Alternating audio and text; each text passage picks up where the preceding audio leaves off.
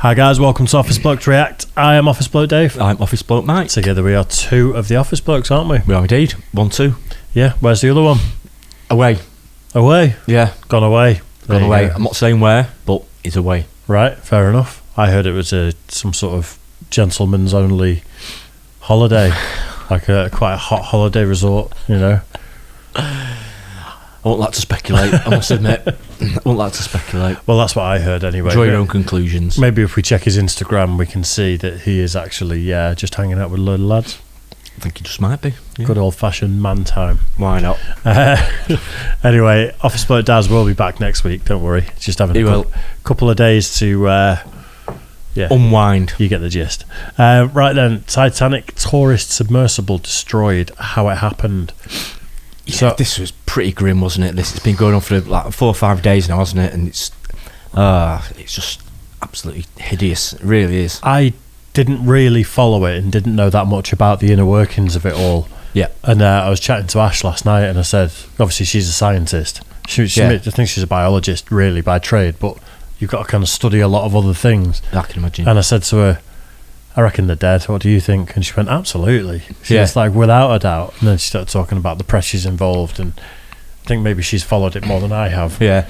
I think at first, we were thinking because there was a lack of communication or it broke down. I think it had happened in the past. That's what I've heard now. I think they were just hoping that the communication had been lost, but there was other reasons for it. Whereas in hindsight, I think it was because it sort of happened quite quick. Yeah. So I think communication's been lost for 4 hours before, and then it's kind of reappeared. So I think it has before. They've had previous with it, haven't they? Yeah. So there's a YouTuber called True Geordie who's somewhat controversial in some ways, but he's a podcaster and does other stuff. Big, like tattooed, beefy guy. Yeah. Turns out he used to be a deep sea diver. That was his profession. Really? So he did a video talking about it yesterday, talking about his experience of it and why this is dangerous job. Yeah, things like I think it was made of carbon fibre, but it was attached to titanium or something. And I think it was carbon fibre hull, but I think it was titanium rings around it or something like that as part of the build. Where I think normally are these just steel or something like that. I think they're normally just one piece. I mean, I'm no expert in these things, but you think the least amount of connections possible or different materials interacting with each other, the better for something like that. I think, from what I can gather as well, I think normally they're spherical as well, but this is more like a tube shape. Right, okay. Normally it's just round again, so I'm guessing it's even pressure all the way around, whereas if it's a different shape, maybe there's points where it can increase, but anyway. It seems like the guy that has just kind of bodged it. From what I've seen, like I've seen a couple of other videos, and it's like off the shelf bits, and that controller that they're using. Yeah, it's like, I'm trying not to sneeze, by the way. It's all right. It's like sneeze away. This is like a cheap rip off of an Xbox controller that cost $5 or something ridiculous, and you're like, come on. I know, it's some sketchy. Sort of dexterous manual controls that don't involve Bluetooth and everything else, maybe. But anyway, we're going on. Let's get into it, and then we can. So this is just a news report on it. I just searched for a few news reports and just clicked on one. So let's get into it. This afternoon at 3 p.m. Eastern, we got the news everyone was dreading. In consultation with experts from within the Unified Command, the debris is consistent with the catastrophic loss of the pressure chamber.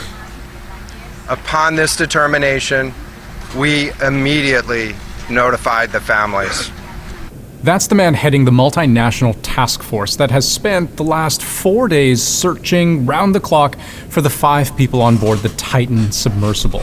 They've used planes, ships, a submarine, subsea robots, even remote-operated vehicles capable of descending all the way to the ocean floor, to the wreck of the Titanic itself, where the Titan was headed. But after an expensive, exhausting, and hopeful search, it is now believed the Titan was destroyed. Here's how it happened. If there's already submersibles that can go down to the Titanic to go and look for this, that are tried and tested and battle ready, why bodge your own? Probably because it's cheaper, I'm guessing. But people are paying like $250,000 a ticket or something like that. I've seen them on other programmes where maybe even, I think David Attenborough might have been down on one. You know, people like that. Yeah. On the proper, right, spherical shaped ones. Yeah. I mean, they're the proper ones. I think they've been tested properly. They've got certificates and all stuff like that. This is like a private enterprise, but from what I can gather, I don't think there's any particular rules stopping you from making one. There probably isn't, and I'm not sure there should be, essentially. But it's when you run it as a business and put other people's lives at risk. But they were all said, listen, they had plenty of disclaimers before it saying it could result in death, and so they've all signed the thing. You know how dangerous it is, but I don't know. I wouldn't trust something like saying with a controller, like a Gamebox, Xbox type controller. Yeah, but a cheap knockoff version of it. Come on, man. I mean, what's the contingency? What's the backup? Well, I think on this as well, I think they had pieces of metal and stuff like that on the sides which they could try and dislodge to make it float back up to the surface again if it got into trouble. So they had weights like ballast. Ah, right, okay. And I think some of them, they could rock it from side to side so they fell off the hooks like pieces of metal or something like that. Believe it or not. Oh my God. So then it'd start rising. Wow. Yeah. Absolutely. Wow. I didn't know. So you think surely you've got to have something a little bit more technical than that. Right, but as a business case, if they're $250,000 per ticket and there's a pilot and then 4 other people on there, $1 million revenue every time it goes down. Yeah. And I know there's costs associated and everything else. Obviously, they've got the mothership, haven't they, which they've got to pay for and stuff on that. And so, But let's say that one of these tried and tested submersibles that can go down there costs $10 million. You could pay it back in a year. Easily. Yeah. By buying the proper thing. And I'm purely speculating here with numbers and stuff. Yeah, obviously we don't know how much one costs. I'm guessing it'd be a hell of a lot of money, but do the right thing. Like that, it's James Cameron, isn't it? He's one of the people that went down there. The movie director. Yeah. Oh, did he? The guy that directed the Titanic and stuff like that. It blows my mind, this. I know. It'd be interesting to know how many journeys it made. I think it did do other journeys, didn't it? Oh, yeah, absolutely. I'm just wondering whether it's just been like half a dozen, like 50, just wonder how much sort of pressure it's been under over the last few years. You would be counting your blessings, wouldn't you, if you were the last one on it? Absolutely. Wasn't there a news reporter on there that there was an issue and then it came back up and he got off and then it went again? Not sure. I know I've read that someone was going to go on it, but he decided not to in the end. But God, bad news. Essentially, we found 5 different major pieces of debris that told us that it was the remains of the Titan. According to the U.S. Coast Guard, an ROV, a remote-operated vehicle, was able to scour the ocean floor near the Titanic wreckage. A few hundred meters away, they found this. The initial thing we found was the nose cone, which was outside of the pressure hull. That was clue number 1. Soon after, they found a large debris field where they found other components. They analyzed what they looked like, compared them to the just saying clue number 1, I think that's all you need. Design specs of the Titan submersible, and it seemed like a match. Shortly thereafter, we found a second smaller debris field. Within that debris field, we found the other end of the pressure hull, the aft end bell, which was basically comprised of the totality of that pressure vessel. Sounds like the ends It was popped all off. consistent with the components used to build the Titan. But they also think the debris tells them something about how the Titan went down. Not a slow, steady leak, but rather a violent, sudden change in pressure. This is a incredibly unforgiving environment down there on the seafloor, and the debris is consistent with a catastrophic implosion of the vessel.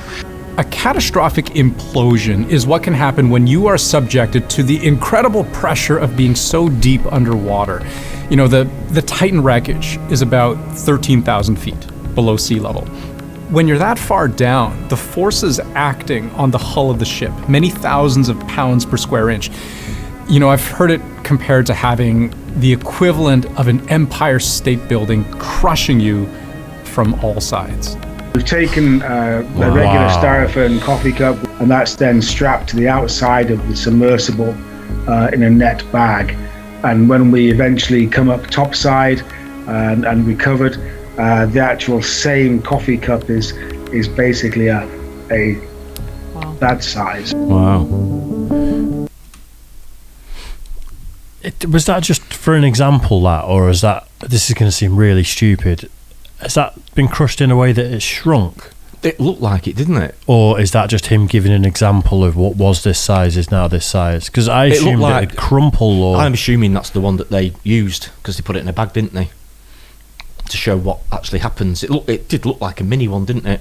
Like everything had literally in its own shape had shrunk. I think if there was air in it, it would have crumpled up into a ball. But if it's like that, there's no air in it. Yeah. So I think it's just all the components just sort of like all squeezed together. Just sort of on thing. a micro scale. Yeah. But, I mean, to be fair, it was probably, in hindsight, a better way for him to go than to run out of air after 4 or 5 days. And it would have been hideous. We were talking about this last night. You wouldn't run out of air, you'd run out of oxygen. So what would happen is you'd all be sat there breathing, but you'd just get sleepy and you'd just go to sleep. I suppose so, but I mean, it's not like you're gasping. No, I don't think anyway. I think you're right. I think in general, I think you'd end up just falling asleep because of the carbon monoxide and stuff like that. The 96 hours of anxiety. But I think that before it, I mean, knowing what was going to happen, I mean, I mean, looking at the thing anyway, I mean, it looks so claustrophobic to start with. It's just... We've debated this before. Would you rather go into space or go to the deep sea? And I think you and Darren said that you'd rather go up to space. And I was like, I'd rather go to the deep sea, without a doubt. I feel so much safer. I'm reconsidering my options. Oh, I don't know. I know what you mean. In general, getting to and from space, it can be highly, highly dangerous. We know that. I wouldn't be going in some bodged thing with an Xbox controller. No, absolutely. I mean, it looks so far from technical. You know, just incredible. Yeah. The big question right now is how such a catastrophic implosion could have happened. You know, it was an experimental sub. That was literally written on the death waiver passengers have to sign to be allowed on board. And a lot has been said about the cavalier attitude that the company's CEO had when it came to safety, innovation, and pushing the envelope with, new... That's the metal rods on the side. See, they're just seating on hooks. Yeah. And they said on one news report that basically the people in it would literally have to rock the tube like that for those to fall off. Then obviously they've got sandbags as well, which can unhook somehow, and that would give them more flotation to rise up to the surface. Mind-boggling. Can you not have some sort of mechanised hooks that just open and it just goes? Well, you think so, the but press of a button. It's money again. The proper ones. I mean, I think I've seen them on programs so technical with all the cameras and the electronics in them. I think they're absolutely. I think they're state of the art, and I think they've got, I'm guessing, much better safety mechanisms in them. But this is like your box standard. It's not like thing. I mean, it is mind blowing, really, isn't it? I wouldn't get in that in a million years, even before all of this. Having knowing that. Well, if they're walking around it, and they said, right, if you come to any trouble, you have to rock it side to side, and hopefully these might fall off, and you might float to the surface. No thanks. No, I'd be like, I want those bags that are underneath all to be full with some sort of very small explosive charge in all of them, and you just press a button, the bag just, bottom of the bag explodes, everything comes out, and then you go up. I see what they mean by that, because it's probably like a manual thing that possibly wouldn't fail. Say if you lost your power or something, pull a lever or something. Yeah, you just wouldn't do it, would you? No. I'd want like a 4,000 foot or however deep it is rope, cable just attached to it permanently. Yeah, if people can drill down that far, then getting a rope that goes down that far is. I think they can do, because they brought things up from the surface before on specialist ships, which have got like cables that will go down that far. I think that's what I'd want. There's no going missing then. Just pull the fucking rope, get me out of there. Materials never before used in a sub of this kind. But we also learned something from this afternoon's news conference that tells us about the timing of the implosion. You'll recall the Titan lost contact with its mothership on the surface partway through its descent. This was on Sunday morning. They should have returned by the afternoon, but didn't. And it was only that evening the Coast Guard was alerted. Then it was roughly another day until a Canadian plane would arrive, dropping sonar buoys into the water. You can think of those like underwater microphones. It gave search teams listening capability. So here's the thing. There's this period between Sunday and Monday where nobody had any clue what was going on down there. And the suggestion seems to be, from the Coast Guard, that's when the implosion likely happened. This was a catastrophic implosion of the vessel, which would have generated a significant broadband sound down there that the sonar buoys would have picked up. They would have heard the implosion if it had happened while their sonar buoys were deployed, but they heard nothing. I mention this because it tells us something about what the crew's final moments might have been like. You see, the great fear here was that death would have been slow and unbearable. Imagine, you're trapped all alone in a 22-foot hunk of carbon fiber. It's cold because sunlight can't penetrate the water. There's limited food, limited water to drink, only a single porthole that you can't even look through without powering the ship's lights because it's pitch black on the other side, and you're running out of oxygen. Perhaps a silver lining in all of this is that in the case of a violent implosion, death would have been instantaneous. On behalf of the United States Coast Guard and the entire Unified Command, I offer my deepest condolences to the families. I can only imagine what this has been like for them, and I hope that this discovery provides some solace during this difficult time. On board the Titan, Hamish Harding, a British billionaire explorer, Paul-Henri Nargeolet, a renowned French diver, Shahzada Dawood and his son Suleiman, two members of one of Pakistan's wealthiest families, and Stockton Rush, the CEO of OceanGate Expeditions, the company behind this doomed voyage, finding its final resting place not far from where the Titanic itself sank more than 100 years ago. That's quite ironic. Yeah.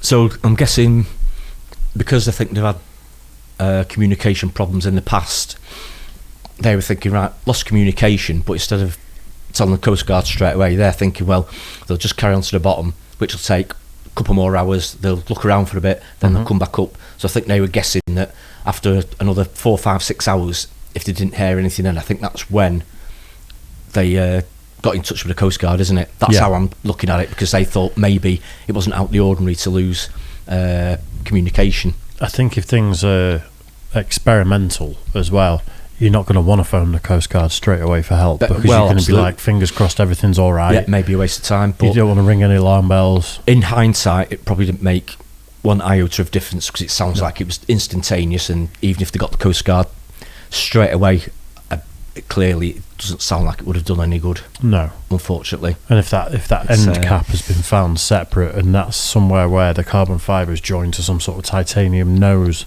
or whatever, it's going to be squeezed that much that that's probably just gone like that and just popped off. Yeah, that's it, just instantaneous. Yeah, and it's instant. I think the cap, I don't know if it is that cap, but I know when they get in it's sort of like screwed in by like 12 bolts on the outside as well, I heard something like that, yeah, because you're actually screwed into it, so you can't even get out yourself anyway, no matter what happens. Absolutely. Even if you floated to the surface, they still couldn't have got out. So you floated to the surface and you're still running out of air.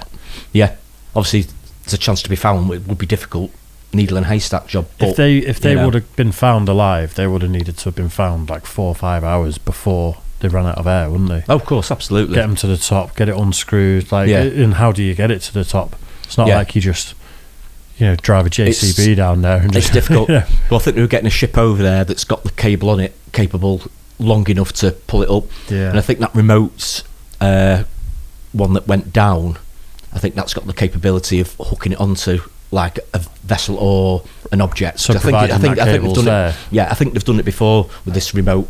I can't remember what it's called, underwater rover or something. Yeah, something like that. I think they have used it before for things like that, for laying cables and this, that, and the other. So, but it was clearly it was all Doomed, wasn't it? Doomed, wasn't it, in the end? Yeah, so it's sad. It's a sad outcome. Oh, it's terrible. Yeah, I mean, there's a young lad on there as well. He was only like a young lad, wasn't he? Yeah. And it's the end just like that. I've heard terrible. A few people's sort of narratives being like, they're just rich billionaires, idiots that took a chance and blah, did something they shouldn't. But I sort of, it's sad. It doesn't change. It's sad. I mean, listen, if you've got money, you want to go on trips like that and adventures, and people do that. People do go on adventures, climbing Everest, and going through jungles, and a lot of people are adventurous, and they like that side of life, and each to their own. Paragliding, people like doing that, and parachuting. There's a lot of danger involved in things like that, but if people want to do it, it's a free world, absolutely. If people want to do it, absolutely.